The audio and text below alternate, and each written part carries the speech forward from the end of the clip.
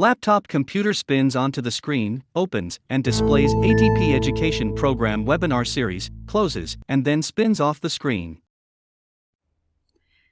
Welcome to the first session in our series on adoption versus abandonment. These 8 presentations will go through the power that we have to help students determine whether they're going to use the technology that we've given them, or to help us navigate and kind of figure out where we went wrong if that technology is not used. Hello, my name is Sayard Bass. I am a speech pathologist and an assistive technology professional. I am an adjunct faculty member in the Assistive Technology Certificate Program at the University of Illinois, Chicago. And my full-time work is as the Assistive Technology Specialist or Coordinator for Southwest Cooperative, which is south of the city of Chicago. The has been sectioned into 8 parts. Each part is going to be about 15 minutes, and the goal for this is that you have time to put that into your day to learn a little bit about this topic, as well as to be able to digest, process, and hopefully implement some of these changes to create better outcomes for your students. So you'll see we're starting here with the introduction, which will also talk about the quality indicators of assistive technology and how they relate to the topic of adoption versus abandonment. The objectives for this section include I'd like you to have a good definition of adoption and abandonment within the context of assistive technology, as well as to understand the relationship of those QIAT indicators to the concepts of adoption versus abandonment. First off, with the definition, I always like to say that I need an off-the-cuff definition versus something that sounds like it came out of the dictionary. I've found that that works really well with parents as well as with colleagues and even students. So the way I simplify it is saying that adoption involves not just using and benefiting from the technology and support, but also learning it. It can also include advocacy and self-determination. This is a really big buzzword when you get to transition age, but we have to think about self-determination skills across the spectrum. Even if we have kindergartners that we might think aren't really going to give us a ton of input, kids are always giving us information back. Abandonment is when that technology is not being used. It could also be that the technology is there, but it's only used when an adult is there to encourage it, set it up, or get everything going. So there can be a variety of reasons for this, which we will review, and those reasons can all help us understand ways to move forward and hopefully flip us back over to the adoption side. To begin understanding the concepts of adoption versus abandonment, I like to go back to the basics of assistive technology. I found one of the best places for me getting back to that is to go to QIAT.org.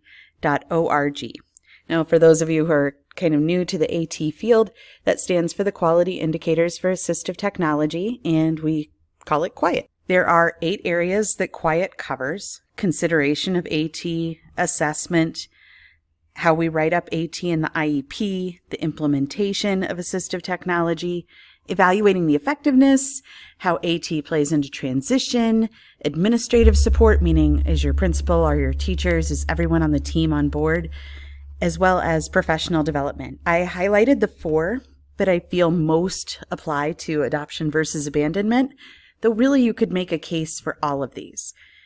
So what I'm going to do next is go to the Quality Indicators of Assistive Technology website, though as you can see over the next few slides, I did summarize some of the information that I will be going over within these indicators.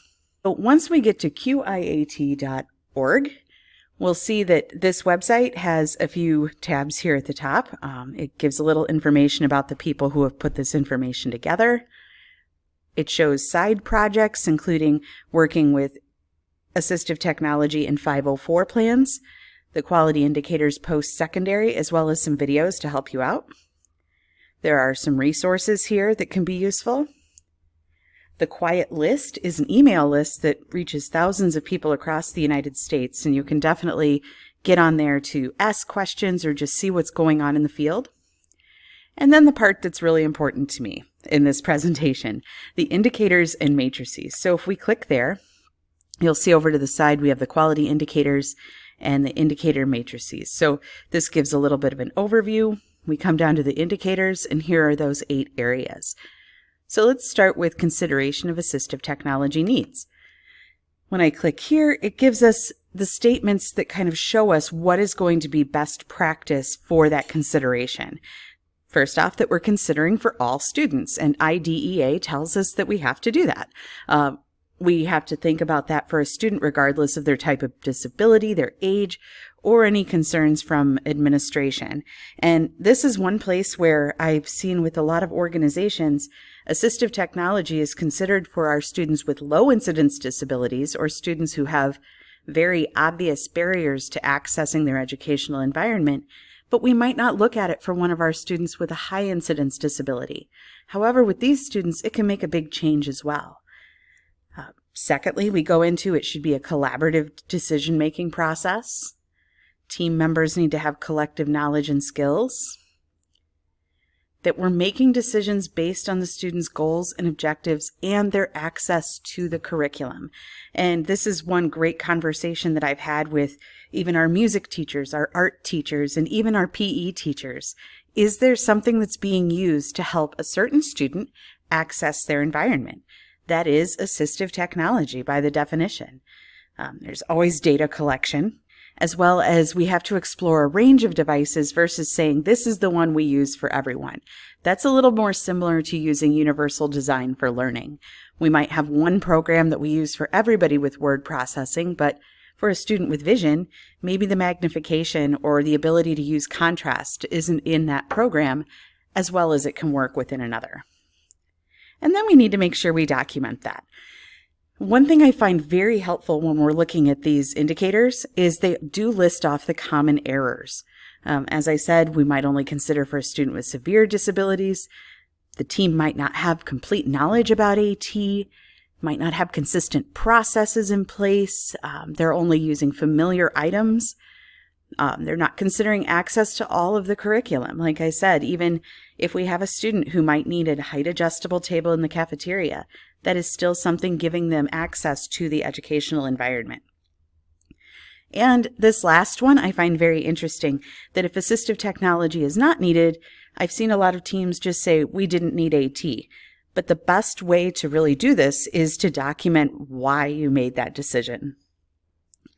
So coming up, and I will show you this on consideration, if we come back to the indicators and matrices, when we come down to the matrices, there are some simple tools that we can use just to see where our team is and how we can improve. So if I go into the matrices for consideration of assistive technology needs, I sometimes will cut off this top bar when discussing it with teams and just say, hey, where are we? So if we're looking at that first one, and it's the same statement that we saw over on the indicators, where are we at the moment?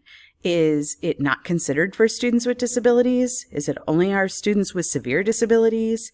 Or are we all the way over here with we consider it for everybody and we're very unique and individualized with our consideration? By asking the team these questions, it gives you an idea where you are beginning and how you can improve, simply by saying, okay, we want to get one step to the right on maybe this one piece. I've always told teams, and this is one reason I like to cut off the top part, because, you know, teachers like to be over here in the 5. It's what we're all aiming for. But I always say to the team, we're starting where we start.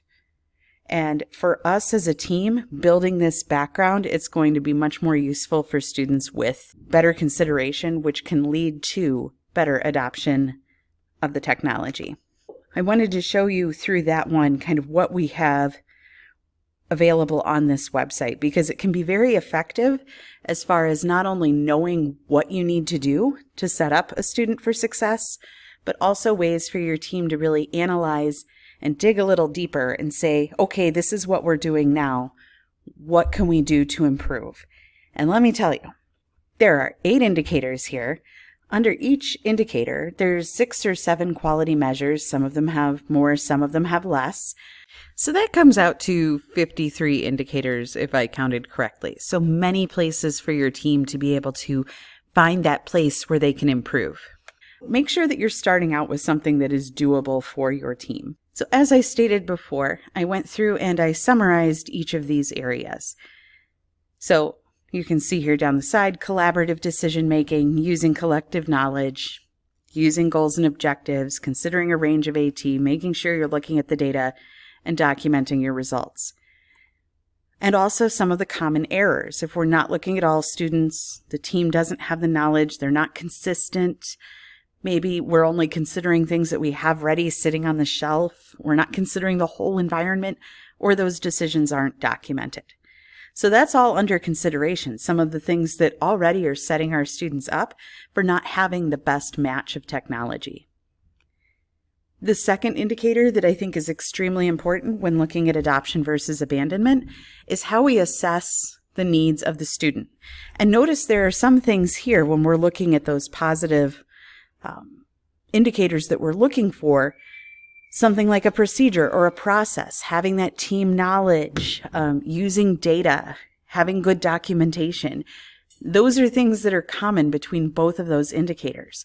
We want to make sure that we're really taking a look at a student through AT assessment. And the interesting thing about AT assessment is it's not a test that you're going to pull off of a shelf. It's really looking at a student's needs and then trying to match those needs as well as the student's strengths to the technology that's going to help them access what they need to. Some of the common errors here is maybe we're not really outlining or customizing our assessment. This is where I always say you can't pull something off of a shelf with assistive technology. Some off-the-shelf tools can help you get started, though it's not really the best place to continue on. That team approach. Definitely. I've been in many teams where they say, well, you're the AT lady, give us the recommendation. And that's cool. I can give you a recommendation. Though I will say that the best results for students come when the entire team is part of the decision-making process. And that team includes the student, includes the parents. Coming down to number 7, if we don't consider the student's expectations, or number 6, the student isn't involved, that's definitely going to take us down to a path where a student is more likely than not to abandon that technology. And then comes implementation. This is the third indicator that I feel is just exceedingly important with this topic.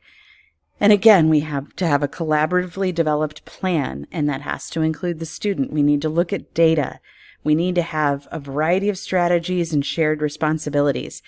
And I find that one of the most important things here is learning opportunities. We know that we don't typically pick up a new piece of technology or a new program or a new curriculum or even jump into a new car and know where all the buttons are and all of the functions are. It does take some time, a little bit of a learning curve whenever we are presented with something new. And then there's also management of equipment. If we are implementing something that's not working or doesn't work consistently or doesn't connect to the internet, it's going to lead us down that path of frustration, leading to abandonment of the technology. So these common errors here, we start off saying, okay, everybody knows the plan, but did we write it down? Is only one person responsible for that plan?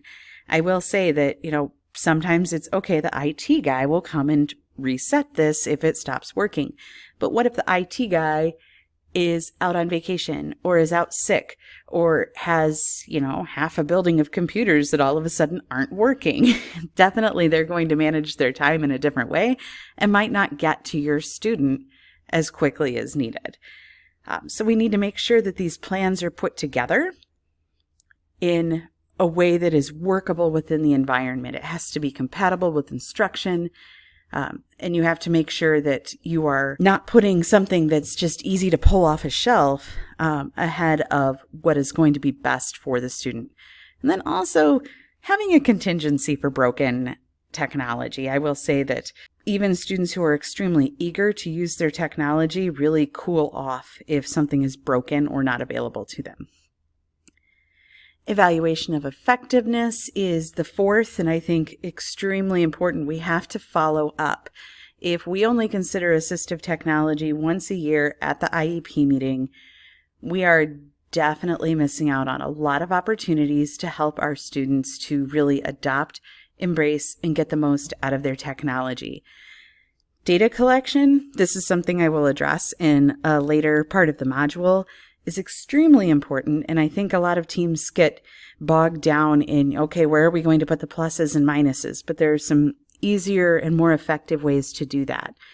Again, the team needs to share responsibility. It's not just one paraprofessional, one teacher, one AT lady or gentleman. And we need to follow up on that implementation and make sure we're using the plan that we made.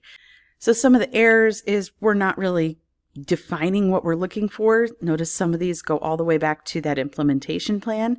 We're not sharing team responsibility. We haven't agreed on the right data or how to review that data. As I said before, reviewing assistive technology once a year in that IEP meeting is not going to be enough to make sure that we have the correct fit for a student. So at the end of each section, I will offer a bonus activity. This is something optional, but I think it can help solidify the objectives that we had for this section. So I'd like you to go over to the QIAT.org website on your own and pick out 2 indicators, one that you think is a strength for your team and one you think could probably be improved upon.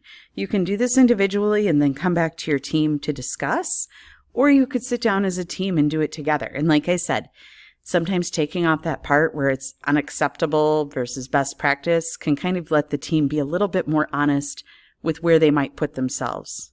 Keep that mentality of start where you are now. I've again listed the 8 areas. I have the 4 that I think most apply to adoption versus abandonment, but feel free to explore any of these. So that concludes the first section on our series in adoption versus abandonment. Thank you for watching. For more information on the ATP education program, please visit our website at atp.nebraska.gov/education or email us at atp.education@nebraska.gov.